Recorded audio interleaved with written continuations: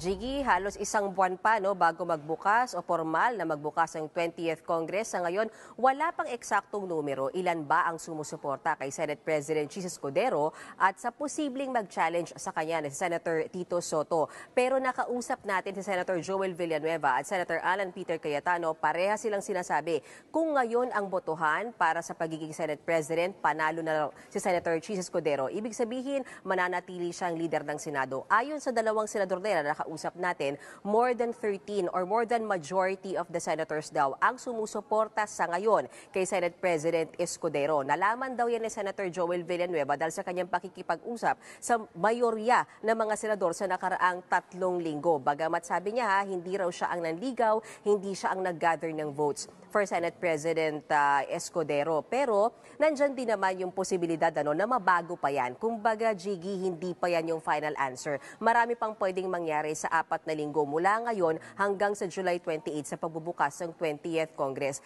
Narito ang bahagi ng pahayag ni Senator Joel Villanueva. Pakinggan natin. Ngayon nga po ang botohan, si Senate President Chis Escudero will be retained as our Senate President. Maraming akong nakausap din na senador, and just like the majority of the members of the incoming 20th Congress, I am also in support of the current Senate President.